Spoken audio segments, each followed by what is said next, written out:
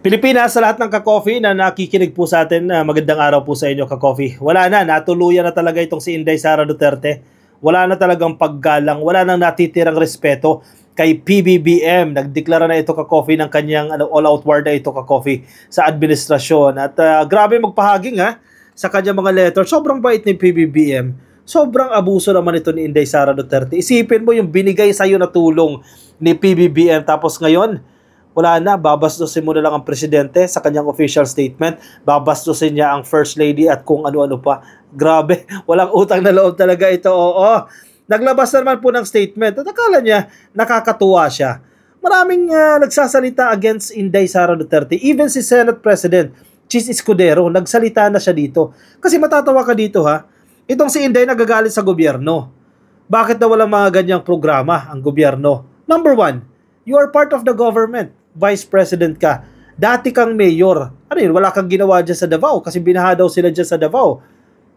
Lugar nyo yan, di ba? Sino ba yung mga nakaupo dyan? Tatay mo. For the longest time, mayor. Ba't binabaha pa rin kayo dyan? Ibig sabihin, hindi maayos din ang implementasyon niya ng mga programa ngayon. At si Senator Chis Escudero, sabi niya, tatay mo, 6 na taon naging presidente. Sisihin mo yung tatay mo. 6 na taon, ano yun? Walang ginawa. Bakit ganito pa yung sitwasyon natin ngayon? Kasalanan ni PBBM, lahat ng nangyayari ngayon? 2 taon pa lang naman siya. Sino ba yung sinundan niya? May nagawa ba? Hindi lang si Digong, Even yung mga previous administrations, pinabayaan tayo sa usapin ng pagbaha. Wala kang malinaw Ano yung plano nila Nung panahon ni Marcos Sr., malinaw. Kung nagtuloy-tuloy lang yan, baka hindi tayo binabaha ngayon. Yung mga spillways na yan, napakalaki mga dambuhalang spillways na yan. Sana hindi natin nararanasan ngayon. Maganda ang urban planning before. O ano nangyari? Yung mga pumalit, pinabayaan na. Walang plano. Tapos parang pinapalabas dito ni Inday, kasalanan dito ni PBBM ngayon. We deserve better daw. Ano ka? Hello? At sabi niya, nagpapakita siya ng way ng how to command. How to command wow. Coming from VP Inday Sara Duterte. Ganun ba siya kagaling? Anyway, sige, basahin natin itong pahayag niya. Ang sipag niya maglabas ng statement, Yan, bago niyang statement siya ka-coffee. Hindi lang yan isa, pang ilan yan Parang every other day meron siyang statement at nang-aaway talaga ito no? Harapang pambabastos na ito Sabi niya, we, Filipinos, deserve better. So, I am using my position, resources, and platform to be the voice of my fellow Filipinos who are left unheard. Talaga ba? Nasaan ka ng bagyo? Di ba? Nagtago ka sa Germany. 2 beses akong nakaranas ng baha sa bahay mismo ng mga magulang ko sa Taal Street dyan po sa Davao City. Ibig sabihin, palpak yung flood system, yung drainage system dyan sa Davao. Sino ba yung tumayo dyan sa Davao for the longest time? Di ba? Puro Duterte. Hinawakan nyo na nga yan Hindi na nga natanggal sa inyo yung Davao na yan Bakit binabaha pa rin kayo? Kaninong problema yan? Diba? Kung maayos yung leadership dyan sa Davao, hindi na sana kayo binabaha dyan. Yes, sasabihin nyo, hindi, it is the national government spending for these projects. Hindi. Congressman kayo dyan Laki nga ng pondo nyo dyan, bakit binabaha pa rin kayo? Diba? Manalamin kasi muna. Hindi kayo nanalamin Binaha daw sila dyan sa Davao. Kayo, mapera kayo. Paano yung ordinaryong Pilipino? Nasira ang mga kagamitan namin. Totoo ba? At puro burak ang kapaligiran. Hindi siya nakakatuwa. Naranasan ko ring maglakad sa tubig baha na hanggang dibdib at tuluyang lumangoy na lamang. Totoo ba? Anak ka ng presidente, kailan nangyari yan? Anak ka ng mayor, kailan nangyari yan? Baka choice mo lang. Diba? Para pakitang tao lang. Picture-picture. Kunyari nasa baha. Bakit ka maglalangoy sa baha? Ano yan, mahirap kayo? Yung bahay nyo nasa spillways? Nasa drainage? Baka pakita lang yan, picture-picture. Hindi ako naniniwala. Naranasan ko ring maglakad sa tubig, baha, na hanggang dibdib daw, Maglalakad siya hanggang dibdib. Paano ba yun? Galing At tuluyang lumangoy na lamang. Bakit? Baka option mo yun, baka choice mo siya.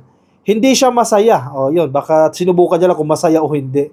Pero dahil yun ang sitwasyon ng buhay niya, definitely hindi mangyayari sa yan. Mayaman yung pamilya niyo Diba, anak ka ng mayor Noon anak ka ng mayor, maliligo ka sa baha. Dahil nandoon yung bahay niyo, nasa creek. Nako, hindi totoo yan.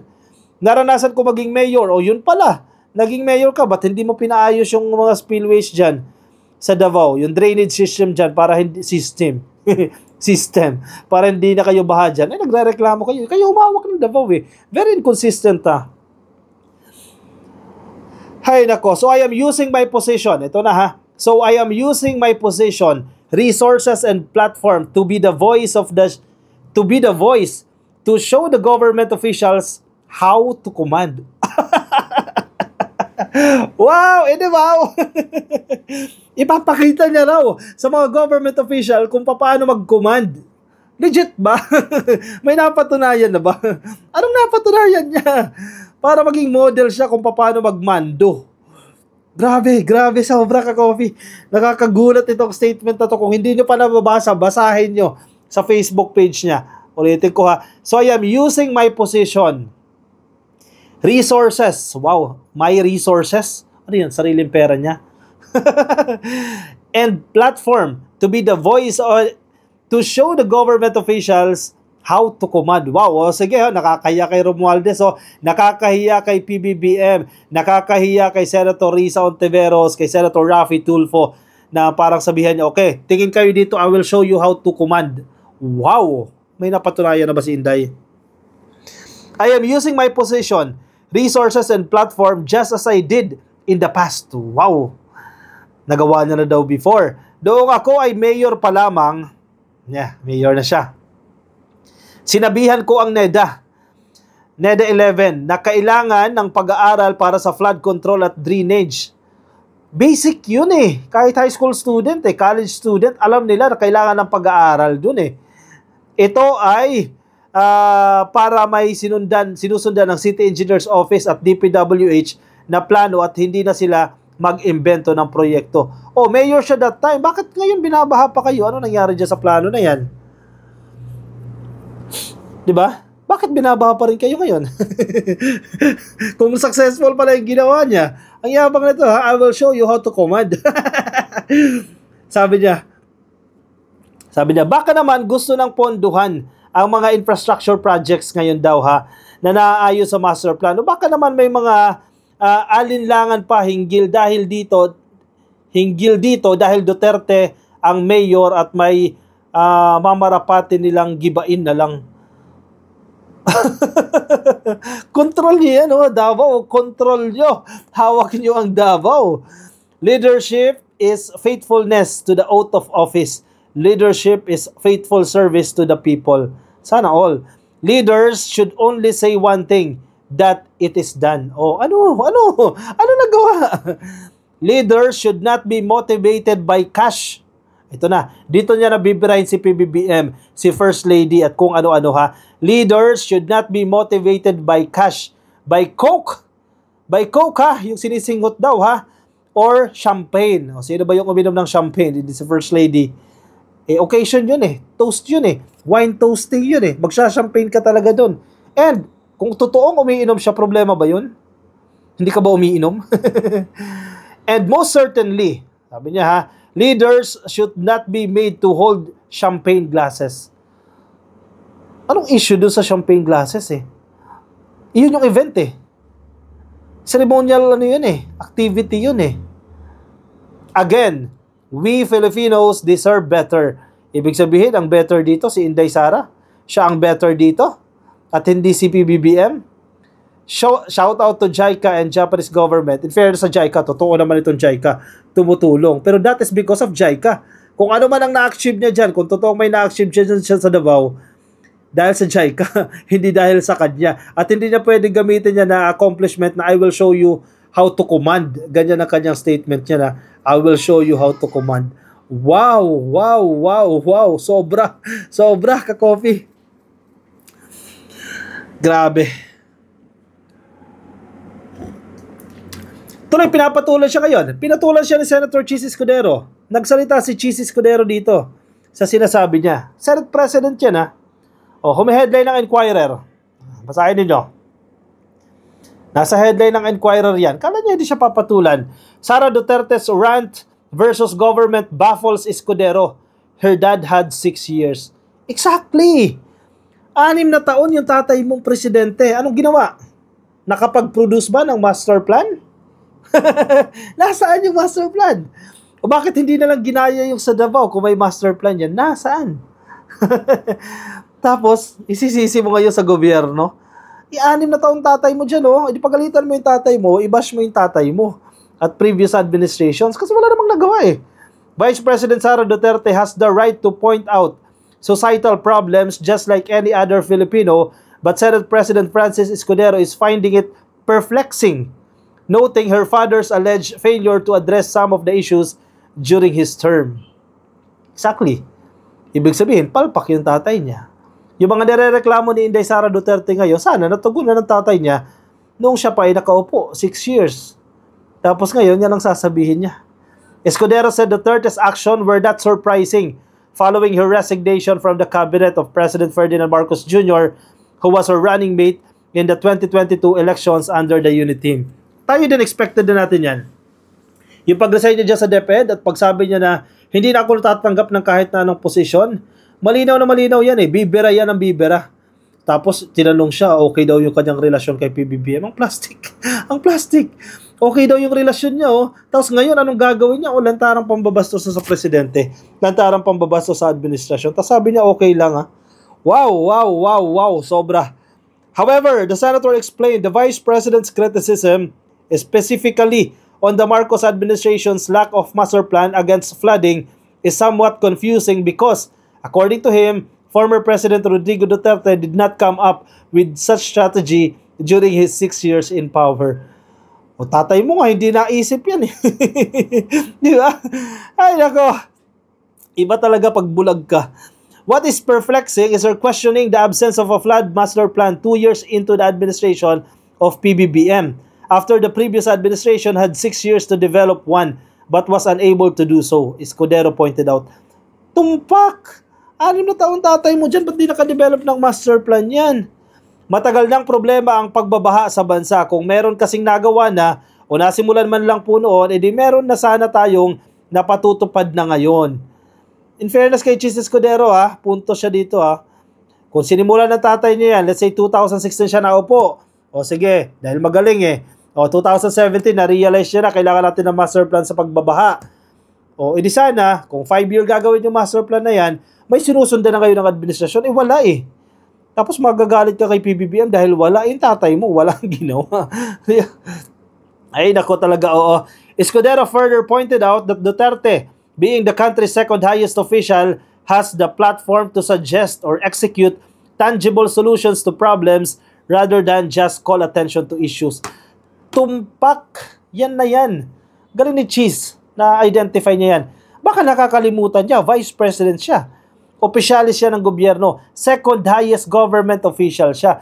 May platform siya. 2 billion pesos ang hinihingi niyang budget. E di tumulong ka para ma-resolve yung problema natin sa pagbahay. Di yung nagngangawa ka dyan. Di ba? Mag-suggest ka sa DPWH. Tumulong ka. Gumawa ka ng liham sa presidente. Sumulat ka sa JICA. Magpatulong ka sa JICA para may ambag ka naman. Di ba? Hindi ka puna ng puna. Baka nakakalimutan niya. Pasahod siya ng gobyerno. Pamilya niya, pakain ng gobyerno. Baka nakakalimutan niya yan. Hindi ka pwedeng bash ka lang ng bash. Kung good leader ka, i-identify mo yung problema, assess the situation, identify the problems, and recommend solutions. Basic yan eh. Parang hindi nag-aaral eh. Oo. Hindi yung bash ka lang ng bash, nakaambag ka ba? May solusyon ka ba? Anong na-offer mo? Anong ambag mo sa lipunan? Panggulo lang. Ano yun? Parang maisog rally lang. Walang ambag. Nanggugulo lang. Nako! Tapos yan ang gusto nyong better. We deserve better daw. Yan ba yung better? Nakakatawa. Yan ba yung magiging presidente by 2028? Yan yung gusto nyo, mga DDS. Ganyan ang ugali. Bash ng bash, walang suggestion kung anong solusyon para matapos yung problema na yan. Yan ang gusto nyo. Aba, magising naman kayo. We have other problems, but the focus of the Senate is to address them and not just point. Exactly. The Vice President, like every Filipino, has the right to point out the problems confronting our countrymen. Unlike ordinary citizens, however, she can actually suggest or do something tangible about them using her position, resources, and platform. Binabalik sa kanya ni Escudero. Sa statement niya, gagamitin niya daw ang position niya, resources niya, at platform niya, galing sa kanya, para maging boses daw ng mga hindi naririnig. Gamitin mo yan para kumilos, magtrabaho. Imbes na magturuan at magsisihan, mas mainam na magtulungan na lang tayo para tugunan ang mga problema ng ating bansa at mga kababayan. Buti pa si Chis na iisip yan. Itong si Inday, iba nasa isip. Actually, napapayuhan kasi ni Roque yan Magkaibigan sila ni Roque. Yan, parehas sila ng ugali. Go girls! Sabi. Escudero's remarks were in response to Duterte's statement to the Muslim community on Wednesday, August 7, in which she thanked Muslim tribes for volunteering to secure her when 75 police officers were pulled out from her personal protection team. Sa pangayang security niya, sandamakmak ka coffee 400 plus pa yan, hindi pa siya kontento dyan, sa 400 plus. Ano yan? Sobra ang abuso. Grabe ka coffee, hindi ko alam kung anong meron dito kay Inday. Dati naiintindihan ko pa siya bahagya ngayon hindi na talaga. Anong nakain niya? Bakit nagkakaganyan? Natuluyan na talaga ito. Sobra, grabe. Di mo masikmura yung ugali. Walang utang na loob din O siya, anong sa inyo dyan ka-coffee? Anong komento nyo? Lagay dyan sa ating comment section para mabasa ng ating mga ka-coffee ang inyong opinion reaction dyan sa comment section. Kung nasa Facebook po kayo, please make sure na kayo po ay naka-follow na. Please like and follow sa Facebook. Kung nasa YouTube po kayo, please click lang po yung subscribe na dyan po. O siya, sige, ako'y magpapaalam na sa inyo. Maraming salamat po sa mga sumama. Ingat kayo ka-coffee. Nasaan man po kayong panig ng daigdig. Bye-bye.